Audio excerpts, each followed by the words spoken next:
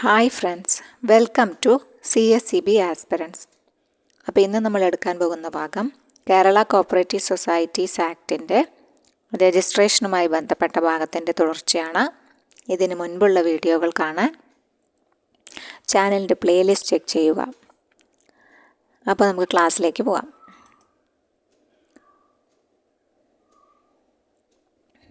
Section 13 when amendments of bylaws come into force. അത് കഴിഞ്ഞ ക്ലാസ്സിൽ നമ്മൾ ഡിസ്കസ് ചെയ്തിരുന്നു. 13A, section 13A subject matter of bylaws ആണ്.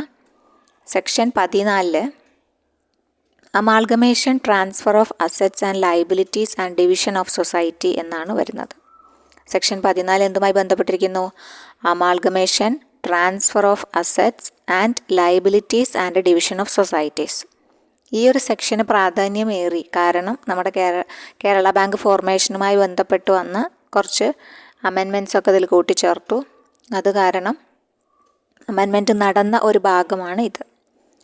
14 അമാൾഗമേറ്റ് ചെയ്യുന്നതുമായി ബന്ധപ്പെട്ടാണ്. അതായത് ഒന്നിലധികമോ സംഘങ്ങൾ തമ്മിൽ കൂട്ടിയോജിപ്പിക്കുക, അല്ലെങ്കിൽ ഡിവൈഡ് ചെയ്യുക, അല്ലെങ്കിൽ ഒന്നാക്കുക. അപ്പം ഈ ഒരു പ്രോസസ്സ് നടക്കുന്നത് സെക്ഷൻ 14 പ്രകാരമാണ്. അപ്പോൾ സെക്ഷൻ 14 കുറച്ച് പോയിൻറ്റ്സുകൾ ആഡ് ചെയ്തിട്ടുണ്ട്. അപ്പോൾ അതിൽ പറയുന്നത്, ഈ അമാൾഗമേഷൻ നടത്തുന്നതിന് വിത്ത് the prior approval of the registrar, ഒരുപാട് പോയിൻറ്റുകളായിട്ടാണ് ലോയിൽ വിശദീകരിക്കുന്നത്. നമ്മൾ പ്രധാനപ്പെട്ട പോയിൻറ്റ്സ് മാത്രമേ ഇനി ഉൾക്കൊള്ളിക്കുന്നുള്ളൂ. കാരണം കണ്ടൻറ് ബേസ്ഡ് ആയിട്ടുള്ള പഠനമാണ് നമുക്കിനി വേണ്ടത്. നോട്ടിഫിക്കേഷൻ വന്നു കഴിഞ്ഞു. അപ്പോൾ പ്രധാനപ്പെട്ട പോയിൻറ്റുകളെല്ലാം നമ്മൾ പെറുക്കി പഠിക്കുക. ഓക്കെ, പെട്ടെന്ന് നമ്മൾ റിവൈസ് ചെയ്തുകൊണ്ടിരിക്കുക. പഠിക്കുക, റിവൈസ് ചെയ്യുക, പഠിക്കുക, റിവൈസ് ചെയ്യുക, അങ്ങനെ. അപ്പോൾ 14, section 14 amalgamation, transfer of assets and liabilities and division of societies ആണ്.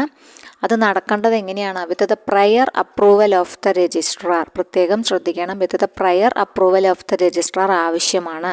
അതിന് റെസല്യൂഷൻ പാസ്സാക്കണം. ആ റെസല്യൂഷൻ്റെ മെജോറിറ്റി സിമ്പിൾ മെജോറിറ്റിയാണ് കേട്ടോ. അപ്പോൾ അത് പ്രത്യേകം ശ്രദ്ധിക്കുക. അത് അമെൻഡ് ചെയ്ത് മാറ്റിയതാണ്. സിമ്പിൾ മെജോറിറ്റിയെ ഇപ്പോൾ വേണ്ടു. സിമ്പിൾ മെജോറിറ്റി എങ്ങനെ മതി? Members present and voting at A general body meeting. General body മീറ്റിങ്ങിൽ മെമ്പേഴ്സ് പ്രസൻറ്റ് ആൻഡ് വോട്ടിംഗ് ആണ് സിമ്പിൾ മെജോറിറ്റി. അപ്പോൾ 3 പോയിൻ്റ് ഓർത്തിരിക്കുക. Prayer approval of the registrar ആവശ്യമാണ്. റെസല്യൂഷൻ പാസ്സാക്കുമ്പോൾ സിമ്പിൾ മെജോറിറ്റി മതി എന്നും. എങ്ങനെയാണ് മെജോറിറ്റി വേണ്ടത്? Members present and voting. Members present and voting at A general body meeting. ഈ 3 പോയിൻറ്റും അമാൾഗമേഷനും ട്രാൻസ്ഫർ ഓഫ് അസറ്റ്സും ഡിവിഷനുമായി ബന്ധപ്പെട്ടിരിക്കുന്നു. ഈ 3 പോയിൻറ്റും അത് അനിവാര്യമാണ് എന്നാണ് പറയുന്നത് കേട്ടോ. അത് കഴിഞ്ഞ് അടുത്ത സെക്ഷനിലേക്ക് വരുമ്പോൾ സബ്സെക്ഷൻസ് ഒരുപാടുണ്ട്. എല്ലാ സബ്സെക്ഷൻസും ഒന്നും നമുക്ക് ഒരുപാട് പറഞ്ഞ പോയിൻറ്റുകൾ തന്നെയാണ് വീണ്ടും റിപ്പീറ്റ് ചെയ്യുന്നത്. നമ്മൾ പ്രധാനപ്പെട്ട പോയിൻറ്റ് മാത്രം മനസ്സിലാക്കിയെടുക്കുന്നു. അത് കഴിഞ്ഞ് 2ലേക്ക് വരുമ്പോൾ 2 or more സൊസൈറ്റീസ്, ഒന്നിലധികമോ സംഘങ്ങൾ ഇതുപോലെ മെർജ് ചെയ്യുന്നുണ്ടെങ്കിലും അവിടെ എന്ത് വേണം? വിത്ത് the prior approval of the registrar വേണം. റെസല്യൂഷൻ പാസ്സാക്കണം. സിമ്പിൾ മെജോറിറ്റി തന്നെ മതി അവിടെ. Members present and voting at general body meeting. പണ്ട്, അതായത് അമെൻമെൻറ്റിന് മുമ്പേ 7 പോയിൻറ്റുകളായിട്ടാണ് ഈ 14. 14ൽ 7 വരെയാണ് ഉണ്ടായിരുന്നത്. പക്ഷേ 14ൽ 8 ഇപ്പോൾ കൂട്ടിച്ചേർത്തിട്ടുണ്ട്. അമെൻഡ് ചെയ്ത് കയറ്റിയിട്ടുണ്ട് 14ൽ 8 കേട്ടോ. അപ്പോൾ 14ൽ 1 നമ്മൾ പറഞ്ഞു with the prior approval of the registrar ആണ്. റെസല്യൂഷൻ പാസ്സാക്കേണ്ടത് സിമ്പിൾ മെജോറിറ്റിയാണ്. Members present and voting at general body meeting ആണ്. അത് കഴിഞ്ഞ് 2ലേക്ക് കടന്നാലും അത് തന്നെയാണ്. ഒന്നിലധികമോ സംഘങ്ങൾ തമ്മിൽ അമാൾഗമേറ്റ് ചെയ്യുമ്പോഴും സെയിം ക്രൈറ്റീരിയ തന്നെയാണ് അവിടെ പറയുന്നത്. 2A എന്ന് പറഞ്ഞിട്ട് 14 2Aയിലും പറയണത് 1 or more societies may merge with any other society. അവിടെയും സിമ്പിൾ മെജോറിറ്റി മതി എന്ന് പറയുന്നത്. എല്ലായിടത്തും സിമ്പിൾ മെജോറിറ്റിയാണ്. പിന്നെ prayer approval of the registrar വേണം. അതാണ് ഇതിൽ പ്രധാനമായിട്ട് ഓർത്തിരിക്കാനുള്ളത് കേട്ടോ. പിന്നെ പല രീതിയിൽ പറയണമെന്ന് മാത്രം. ഓക്കെ, പിന്നെ അടുത്തൊരു point ശ്രദ്ധിക്കാനുള്ളത്, when a society has passed any such resolution it shall be notice കൊടുക്കണം എന്ന് പറഞ്ഞു. കാരണം സൊസൈറ്റി ഇപ്പോൾ അമാൾഗമേറ്റ് ചെയ്യാൻ പോവുകയാണെങ്കിൽ അതിലെ മെമ്പേഴ്സിനെ അറിയിക്കേണ്ട ഒരു ബാധ്യത, ക്രെഡിറ്റേഴ്സിനെ മെമ്പേഴ്സിനെ അറിയിക്കേണ്ട ബാധ്യത സൊസൈറ്റിക്ക് ഉണ്ട് അല്ലേ. അപ്പോൾ അതിന് നോട്ടീസ് കൊടുക്കണം എന്ന് പറഞ്ഞു. നോട്ടീസ് കൊടുക്കേണ്ടത് within a period of 2 months ആണ് കേട്ടോ. 2 മാസം അവർക്ക് സമയം അനുവദിച്ച് കൊടുക്കണം. ഈ നോട്ടീസ് കൊടുത്ത് 2 മാസം എന്തിനാണ് അവർ വിഡ്രോ ചെയ്യാൻ, അവരുടെ ഷെയർസും ഡെപ്പോസിറ്റ്സും ലോൺസും as the case may be, എന്തെങ്കിലും വിഡ്രോവൽ പരിപാടി എന്തെങ്കിലും ഉണ്ടെങ്കിൽ അത് ചെയ്യാനുള്ള പീരിയഡായിട്ട് കണക്ക് കൂട്ടുന്നത് within a period of 2 months ആണ് കേട്ടോ. അത് പ്രത്യേകം ഓർത്തിരിക്കുക. 2 months ആണ് ആ ഒരു സമയപരിധി എന്ന് പറയണത്. ഇനിയിപ്പോൾ ആ സമയപരിധിക്കകം അവർ പ്രത്യേകിച്ച് നമുക്ക് ഒരു അറിയിപ്പും തന്നില്ല എന്ന് വെച്ചാൽ അത് സമ്മതമായി പരിഗണിക്കും എന്നാണ് പറയണത് കേട്ടോ. അപ്പോൾ അത് ജസ്റ്റ് ഓർത്ത് വയ്ക്കണം. Within a period of 2 months ഓർത്തിരിക്കണം. പിന്നെ അടുത്തത് 7 പോയിന്റുകളായിരുന്നു ആദ്യം ഉണ്ടായിരുന്നത്. ഇപ്പോൾ 8ാമത്തെ പോയിന്റ് ആഡ് ചെയ്തിട്ടുണ്ട് കേട്ടോ. അപ്പോൾ 8ാമത്തെ പോയിന്റ് ജസ്റ്റ് ഒന്ന് ഓർത്തിരിക്കുക. 7 പോയിന്റിലും ഇങ്ങനത്തെ കാര്യങ്ങൾ തന്നെയാണ് പറയണത്, അമാൽഗമേഷനുമായി ബന്ധപ്പെട്ട കാര്യങ്ങൾ തന്നെയാണ് പറയണത്. പക്ഷേ 8ാമത്തെ പോയിന്റ് ആഡ് ചെയ്ത കാരണം അത് ജസ്റ്റ് ഓർത്തിരിക്കുക. Detailed scheme of transfer of assets and liabilities, ഈ മെർജറിൻ്റെയും സ്കീമിൻ്റെയും ഒക്കെ ഡീറ്റെയിൽഡ് സ്കീം സൊസൈറ്റി പ്രിപ്പയർ ചെയ്യണം. എന്നിട്ട് ആരെക്കൊണ്ട് അപ്രൂവ് ചെയ്യിക്കണം? രജിസ്ട്രാറെ കൊണ്ട് അപ്രൂവ് ചെയ്യിക്കണമെന്നും അത് രജിസ്ട്രാറും സൊസൈറ്റിയും പബ്ലിഷ് ചെയ്യണമെന്നും പറഞ്ഞിട്ടുണ്ട് കേട്ടോ. അപ്പോൾ അത് ജസ്റ്റ് ഓർത്തിരിക്കണം. 14(8) പറയണത് കേട്ടോ. 14(8) പറഞ്ഞത് എന്താണ്?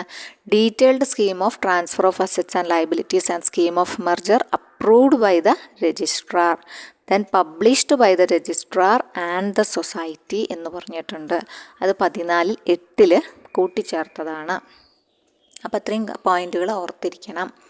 14 ബന്ധപ്പെട്ട് ഓർക്കേണ്ട പോയിന്റുകൾ ഇത്രയൊക്കെയാണ് കേട്ടോ. Amalgamation transfer of assets and ലയബിലിറ്റീസിൻ്റെ പ്രയർ അപ്രൂവൽ വേണം രജിസ്ട്രാറുടെ കയ്യിൽ നിന്ന്. Resolution passed by simple majority only, simple majority മതി. Members present and voting at general body meeting. അതുതന്നെയാണ് 2 അതിലധികമോ സൊസൈറ്റികൾ തമ്മിൽ ഒന്നാവുമ്പോഴും പറയണത്. പിന്നെ ഓർത്തിരിക്കണ പോയിന്റ് പറയണത് within a period of 2 months notice കൊടുക്കേണ്ടത്. അതായത് റെസൊല്യൂഷൻ പാസ്സാക്കുമ്പോൾ നോട്ടീസ് പ്രൊവൈഡ് ചെയ്യണം. അതെന്താണ്? 2 months സമയം കൊടുക്കണം അവർക്ക് ഷെയർസ് വിഡ്രോ ചെയ്യാനോ ഡെപ്പോസിറ്റ്സും ലോൺസും as the case may be എടുക്കാൻ 2 months സമയം കൊടുക്കണം. അപ്പോൾ അത് ഓർത്തിരിക്കണം. പിന്നെ 14(8) detailed scheme of transfer of assets and ലയബിലിറ്റീസും സ്കീം ഓഫ് മെർജറും ആരപ്രൂവ് ചെയ്യണം? DCA അല്ല, രജിസ്ട്രാർ ആണ്. അപ്രൂവ്ഡ് ബൈ ദ രജിസ്ട്രാർ, പിന്നെ then published by the registrar and the society. അപ്പോൾ അതൊക്കെ ജസ്റ്റ് ഓർത്തിരിക്കണം കേട്ടോ. അപ്പോൾ ഫാസ്റ്റായിട്ട് പഠിക്കണം പോയിന്റുകൾ. ലോ ഭയങ്കര വിശാലമാണ്. അപ്പോൾ നമുക്ക് എത്ര പെട്ടെന്ന് പഠിക്കാൻ പറ്റണോ അത്രയും നന്നായി പോയിൻറ്റ്സ് കവർ ചെയ്ത് പോവുക. അപ്പോൾ മാത്രമേ നമുക്ക് ഫെബ്രുവരിയിൽ എക്സാം പ്രതീക്ഷിക്കാം എന്നാണ് തോന്നുന്നത്. അറിയില്ല, എന്തായാലും നമുക്ക് പറ്റണ പോലെ ക്ലാസ്സസ് മാക്സിമം കണ്ടക്ട് ചെയ്ത് പോവാം കേട്ടോ. ഓക്കെ. പിന്നെ 14A എന്താണ് പറയണത്? 14A, 14 അവിടെ കഴിഞ്ഞു. 14A പറയണത് provisions regarding transfer of assets and liabilities on district cooperative banks to the Kerala state cooperative bank. അതായത് നമ്മുടെ കേരള ബാങ്ക് ആയതിൻ്റെ പ്രൊവിഷൻസാണ് ട്രാൻസ്ഫർ ഓഫ് അസറ്റ്സ്. 14A എന്ന് പറയണത് കേട്ടോ. 14A ഓർത്തിരിക്കുക. അവിടെയും റെസൊല്യൂഷൻ പാസ്സാക്കുന്നതിന് സിമ്പിൾ മെജോറിറ്റി മതി. പിന്നെ ഇവിടെ ഡേയ്സ് 2 വരുന്നുണ്ട്. നോട്ടീസ് കൊടുക്കേണ്ടത് വിത്തിൻ 7 days ആണ് കേട്ടോ. കേരള ബാങ്ക് ഉണ്ടാക്കാൻ വേണ്ടിയിട്ട് സമയപരിധി കൊടുത്തത് 7 ദിവസമാണ്. 7 ദിവസം. അതായത് ഈ റെസൊല്യൂഷൻ നടക്കാൻ പോകുന്നു എന്ന് പറഞ്ഞിട്ട് ഇത് കൊടുക്കണമെങ്കിൽ 7 ദിവസത്തെ സമയപരിധി കൊടുത്തു, നോട്ടീസ് കൊടുത്തു. Writing to all its members within 7 days from the date of resolution. It shall give notice in writing to all its members within 7 days from the date of resolution. 7 ദിവസം റെസൊല്യൂഷൻ കൊടുത്തു. ഈ resolution എന്ന് വെച്ചാൽ അത് ഈ 7 days കൊടുത്തത് മാത്രമല്ല, അത് leading daily news papers 2 leading daily news പേപ്പറിൽ പബ്ലിഷ് ചെയ്യണം കേട്ടോ. ഡെപ്റ്റേഴ്സിനും ക്രെഡിറ്റേഴ്സിനും ഒക്കെ അറിയാൻ വേണ്ടിയിട്ട് leading daily news papers vernacular ലാംഗ്വേജിലായിരിക്കണം. അപ്പോൾ അത് 2 പ്രാദേശിക ഭാഷയിലുള്ള 7 days from the date of റെസൊല്യൂഷൻ്റെ 7 ദിവസം മുമ്പ് കൊടുക്കണം എന്നാണ് പറയുന്നത് കേട്ടോ. വിഡ്രോ ചെയ്യാനുള്ള സംഭവനും അതിന് ഈ വിഡ്രോ ചെയ്യാനുള്ള പരിധി 30 days ആണ് കൊടുക്കേണ്ടത് കേട്ടോ. നോട്ടീസ് കൊടുത്ത് പബ്ലിക്കേഷനും അവർ പിൻവലിക്കാനുള്ള കാലയളവ് എത്രയാണ്? 30 ദിവസമാണ്. അവിടെ നമ്മൾ 2 months ആണ് കണ്ടത്. ഇവിടെ കേരള ബാങ്കിൻ്റെ കേസിൽ 30 ദിവസമാണ് അവർ നോട്ടീസ് കൊടുത്തിട്ട് ഡെപ്പോസിറ്റ്സും വിഡ്രോയിങ് ഒക്കെ എടുത്തോളാൻ പറഞ്ഞിട്ട് 30 ദിവസമാണ് വെയിറ്റ് ചെയ്ത് കേട്ടോ. റെസല്യൂഷന് എന്ന ദിവസം നോട്ടീസ് മറ്റേ 2 വെർണാക്കുലർ ഡെയിലിയിൽ പബ്ലിഷ് ചെയ്ത് 7 days നോട്ടീസ് കൊടുത്തു. പിന്നെ അത് കഴിഞ്ഞ് വിഡ്രോ ചെയ്യാൻ വേണ്ടിയിട്ട് 30 days അലൗ ചെയ്തു എന്നാണ് പറയുന്നത് കേട്ടോ. അപ്പോൾ 14A കഴിഞ്ഞു. 14Aയിലും ഈ പറഞ്ഞ പോലെ കുറേ പോയിന്റുകൾ കടന്നു വരുന്നുണ്ട്. അത് നമുക്ക് എവിടെയെങ്കിലും ക്വസ്റ്റ്യൻസ് ആയിട്ട് കാണുമ്പോൾ നമുക്കപ്പോൾ ജസ്റ്റ് നോക്കാം. വിശാലമായിട്ട് പറയാൻ നിന്നാൽ 14 ഇഷ്ടം പോലെ പറയാനുണ്ട്, ഒരുപാട് പോയിന്റുകളുണ്ട് അതിൽ കേട്ടോ. അപ്പോൾ 14 തൽക്കാലം നമുക്കൊരു എക്സാം പോയിന്റ് ഓഫ് വ്യൂവിൽ നോക്കുമ്പോൾ ഇത് ഓർത്തിരിക്കുക. അത് കഴിഞ്ഞ് 14A എന്ന് പറഞ്ഞാൽ promotion of subsidiary institutions for the economic welfare of members ആണ് കേട്ടോ. അതായത് പ്രൊമോഷൻ ഓഫ് സബ്സിഡിയറി ഇൻസ്റ്റിറ്റ്യൂഷൻസ്, സൊസൈറ്റിക്ക് സബ്സിഡിയറി ഇൻസ്റ്റിറ്റ്യൂഷൻസ് തുടങ്ങാനുള്ള അധികാരമുണ്ട്. മറ്റ് ഇൻസ്റ്റിറ്റ്യൂഷൻസ് കൂടെ കൊണ്ടു നടക്കാം. ആരുടെ മെമ്പേഴ്സിൻ്റെ എക്കണോമിക് വെൽഫെയറിന് വേണ്ടിയിട്ട് തുടങ്ങാമെന്നാണ് പറഞ്ഞത് കേട്ടോ. 14Aയിലും കുറച്ച് അമെൻമെൻറ്റ്സ് ഒക്കെ വന്നിട്ടുണ്ട്.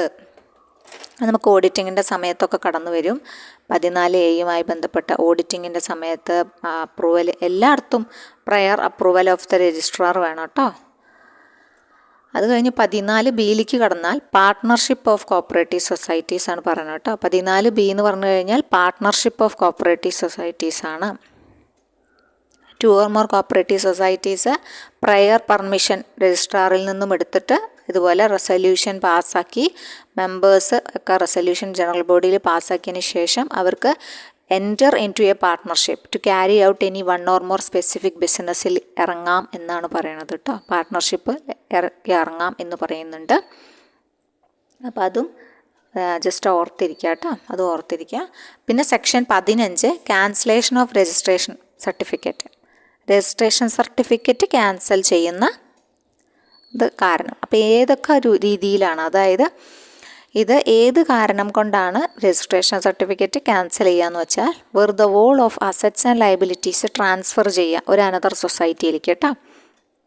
സെക്ഷൻ 14 പറ. അപ്പോൾ സെക്ഷൻ 14 എന്താണ്? അമാൽഗമേഷൻ ഡിവിഷൻ, അവിടെ നമ്മൾ പഠിച്ചില്ലേ, amalgamation division and transfer of assets and liabilities of society. അപ്പോൾ ആ ഒരു കാരണം കൊണ്ട് ആണ് എന്ത് ഇവിടെ ക്യാൻസലേഷൻ സംഭവിക്കുന്നത്, രജിസ്ട്രേഷൻ സർട്ടിഫിക്കറ്റ് റദ്ദ് ചെയ്യപ്പെടുന്നത് അല്ലെങ്കിൽ ക്യാൻസൽ ചെയ്യപ്പെടുന്നത്. ഏത് 15 സെക്ഷൻ 15 പ്രകാരം ഉള്ള ക്യാൻസലേഷൻ എന്തുമായി ബന്ധപ്പെട്ടതാണ്?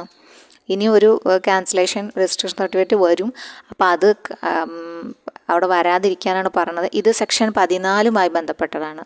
അമാൽഗമേഷൻ ഡിവിഷനൊക്കെ വരുമ്പോൾ അതെന്ത് ചെയ്യും? ഇപ്പോൾ ഒന്നിലേറെ സൊസൈറ്റികൾ മെർജ് ചെയ്യണം, assets and liabilities take over ചെയ്യണം.